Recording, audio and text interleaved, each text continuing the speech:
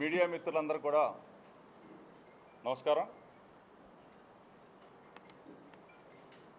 నెల రోజులు అంటే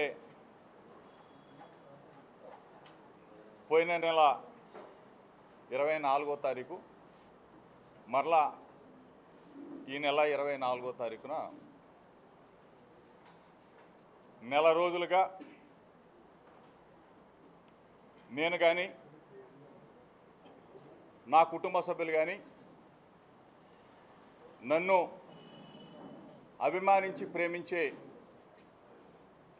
వ్యక్తులు కానీ ప్రజలు కానీ వాళ్ళు పడినా నేను పడినా నా కుటుంబం పడినా మానసిక క్షోభ, ఆ క్షోభకి కారణాలు మీడియా మిత్రుల ద్వారా తెలియజెప్పాలనే ఉద్దేశంతోనే ఈ రోజున మీడియా సమావేశం ఏర్పాటు చేశాం. దయచేసి మీడియా మిత్రులందరికీ కూడా చెప్తా ఉన్నాను, నేను మాట్లాడే 4 మాటల్ని ప్రజలకు తెలియజేసే విధంగా మీడియా మిత్రులు ప్రయత్నించాలని చెప్పేసి అభ్యర్థిస్తూ, మానవ సమాజంలో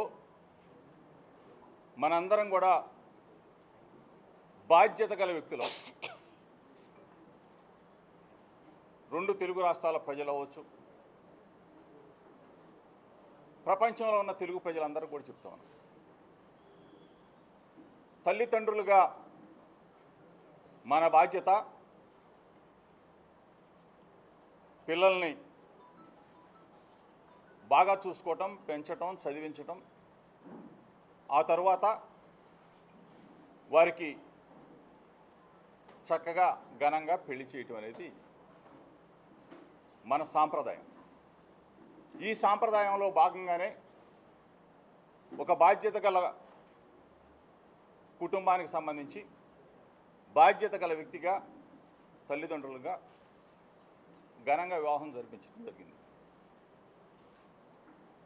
ఆ క్రమంలో మన బాధ్యత, తల్లిదండ్రులుగా బాధ్యత, కుమారుడికి పెళ్లి చేస్తే చక్కగా ఉంటాడు, అందరం బాగుంటాం అని అందరూ కూడా, అన్ని కుటుంబాలు కూడా భావించేది. ఈ క్రమంలో నా కుమారుడైన రాజీవ్ మేఘన్కి పెళ్లి చేయటం, ఘనంగా జరిపించడం, దానికి అందరిని కూడా ఆహ్వానించడం కూడా జరిగింది. ఈ క్రమంలో వాళ్ళిద్దరి మధ్య వ్యక్తిగత విభేదాలు అవ్వచ్చు, పొరపక్షాలు అవ్వచ్చు, లేకపోతే చిన్న చిన్న భేదాభిప్రాయాలు అవ్వచ్చు. ఇది దురదృష్టకరమైన సంఘటన. ఏ తల్లిదండ్రులైనా ఏం కోరుకుంటారు? ఈ రోజు వరకైనా సరే, ఎప్పటి వరకైనా సరే కలిసి ఉండాలనే కోరుకుంటారు తప్ప ఎక్కడా కూడా చిన్న పొరపాటు కూడా తల్లిదండ్రులు చేయరని నేనైతే నమ్ముతాను. అదేవిధంగా మేము భావించాం. వాళ్ళ మధ్య సఖ్యత కుదర్చడానికే అందరం కూడా ప్రయత్నం చేస్తాం. మేము కూడా అదేవిధంగా చేసాం. ఈ క్రమంలో వారి మనస్పర్ధలు, వారి మధ్య పొరపక్షాలు పెరగటం, తద్వారా రాజీవ్ 8/2/2026న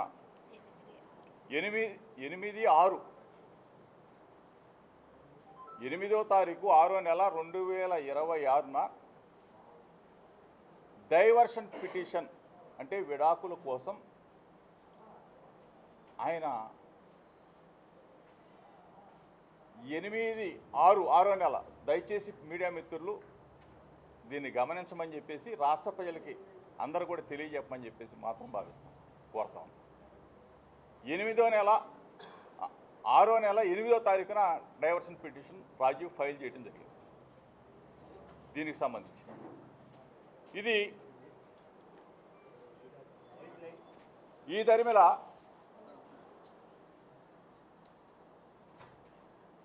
24వ తారీఖు 7వ నెల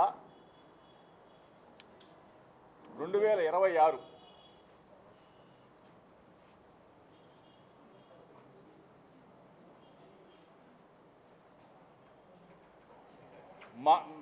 మా కుటుంబం మీద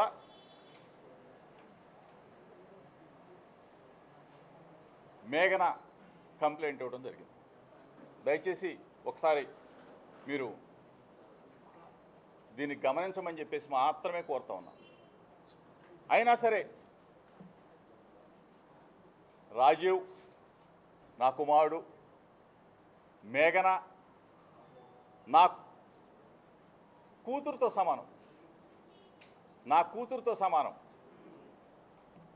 ఎందుకంటే ఉన్నది కొన్ని రోజులైనా కన్న కూతురు కన్నా మిన్నగానే చూసుకున్నాం. ఎక్కడా ఏ పొరపచ్చాలు మా మధ్య అయితే ఎక్కడా లేవు. రాజీవ్ మేఘన మధ్య ఉన్న విభేదాలు అవ్వచ్చు, పొరపచ్చాలు అవ్వచ్చు, మాట తేడా అవ్వచ్చు, వాళ్ళ మధ్య ఉంటే ఉండవచ్చు. మేము మా కుటుంబం చక్కగా గౌరవించడం, చక్కగా సొంత కూతురులాగా నేను కానీ నా భార్య చూసుకున్నాం. ఈ పరిస్థితుల్లో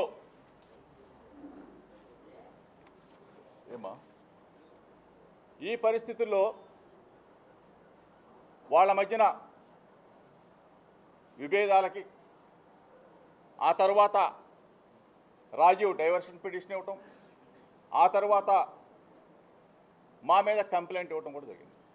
అంటే యావత్ కుటుంబం మొత్తం కూడా 11 మంది మీద ఎఫ్ఐఆర్ నమోదు చేయడం కూడా జరిగింది.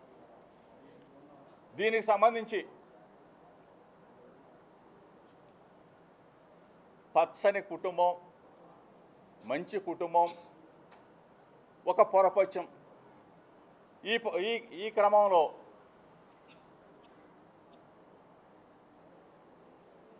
కొంతమంది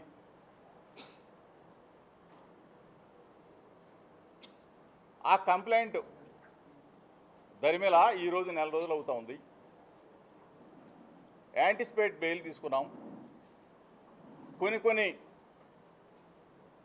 కోర్టు పరిధి దాటి మాట్లాడటం భావ్యం కాదు. కాబట్టి దయచేసి మీడియా మిత్రులకు చెప్తా ఉన్నాం, నెల రోజులుగా వ్యక్తిగత జీవితాలు, కుటుంబ జీవితాలు, కుటుంబంలో వచ్చిన మనస్పర్ధలు, ఇద్దరి జీవితాలు, అంటే రాజీవ్ మేఘన సంబంధించిన విషయాలని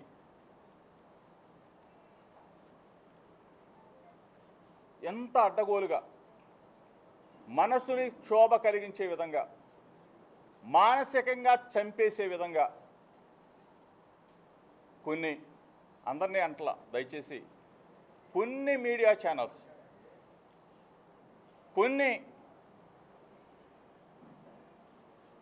పనిగట్టుకొని యూట్యూబ్ ఛానల్స్ నెల రోజుల పాటు మా కుటుంబం మీద వ్యాపారం చేసుకున్న కొంతమందిని అడుగుతా ఉన్నా, ఇది మీకు భావ్యమా అని అడుగుతా ఉన్నా. మీకు పిల్లలు లేరా అని అడుగుతా ఉన్నా. మీరు పెళ్ళిళ్ళు చేయలేదా అని అడుగుతా ఉన్నా. మా మీద కేసు పెట్టిన మేఘనమ్మకు కూడా తెలుసు, ఆమె మనస్సాక్షికి కూడా తెలుసు. తండ్రిలాగా ఏ విధంగా చూసుకున్నానో, తల్లిలాగా నా భార్య ఏ విధంగా లాలనగా చూసుకుందో, నా కూతురికి గోరుముద్దలు పెట్టినట్టు ఏ విధంగా గోరుముద్దలు తినిపించిందో ఆమె మనస్సాక్షి కూడా తెలుసు. అయినా సరే ఎఫ్ఐఆర్కి సంబంధించిన మీరందరూ కూడా చూసుంటారు. అసలు ఆ ఎఫ్ఐఆర్కి సంబంధించిన కంటెంట్ను ఒకసారి మీరు కూడా చూస్తే మత మార్పిడి అంటే ఎంత ఘోరమైన. నా భార్య బైబిల్ చదివితే తప్ప అని అడుగుతాం. యేసుక్రీస్తు బోధనలు వింటే తప్ప అని అడుగుతా ఉన్నా.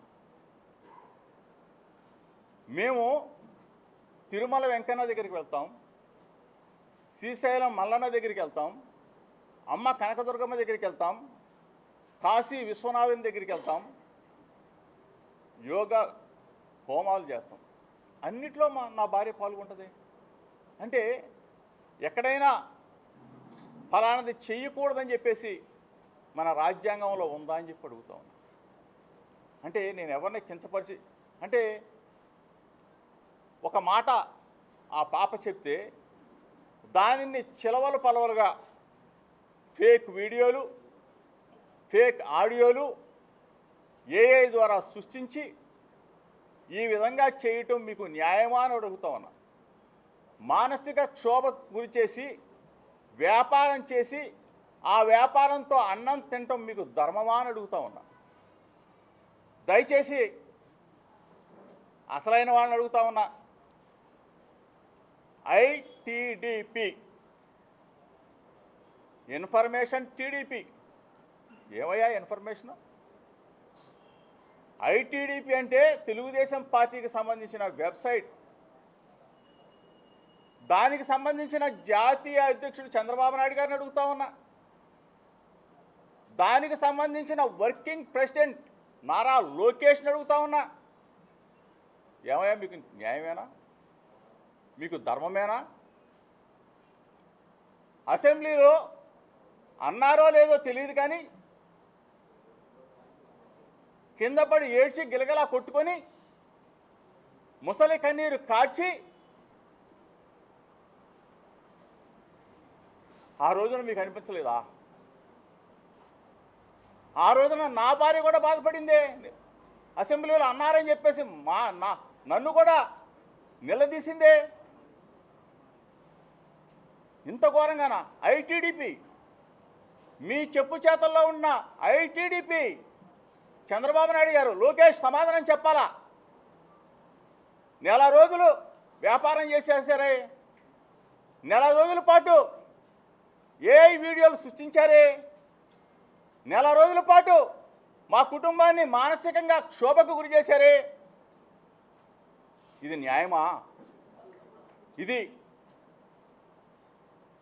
అంటే మీ కుటుంబాలేమో కుటుంబాలా?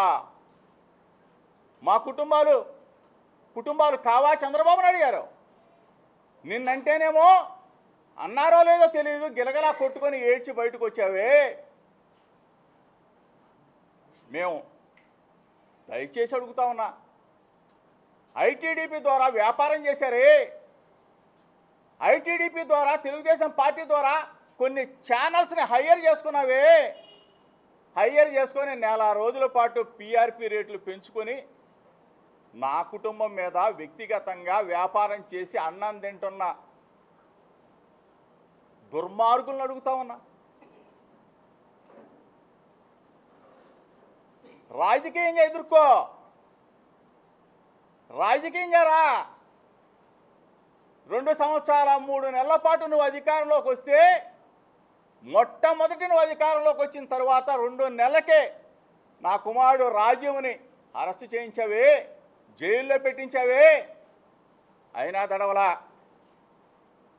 చంద్రబాబు నాయుడు ఇంటి దగ్గర ధర్నా చేశానని చెప్పేసి సుప్రీంకోర్టు దాకా వెళ్ళి జోగి రమేష్ని అరెస్ట్ చేయాలని చెప్పేసి తపన పడ్డావే. అయినా దడవలా. కల్తీ కేసు సృష్టించి 83 రోజుల పాటు నన్ను నా తమ్ముడు రాముని జైల్లో నిర్బంధించావే, 3 జైలు తిప్పావే. అయినా దడవలా. జైలు నుంచి బయటకు వచ్చా, మరలా ప్రజా సమస్యల మీద చంద్రబాబు నాయుడు ఇంటికి వస్తానని చెప్పా, దడవల. కానీ జోగి రమేష్ గొంతు నొక్కాలా. జోగి రమేష్ గొంతు నొక్కినా, పేక పిసికినా ఈ గొంతు ఆగదని చెప్పేసి చంద్రబాబు నాయుడికి, లోకేష్కి ఇద్దరికి చెప్తా ఉన్నా. దయచేసి చాలామంది మిత్రులు అనుకుంటారు, ఎందుకు జోగి రమేష్ చంద్రబాబు నాయుడిని, లోకేష్ని టార్గెట్ చేశాడు, వాళ్ళ కుటుంబ విషయం కదా అని చెప్పి అనుకుంటారు. దయచేసి రెండు రాష్ట్రాల తెలుగు ప్రజలు, ప్రపంచంలో ఉన్న తెలుగు ప్రజలందరూ కూడా గమనించాల. ఇది ఒక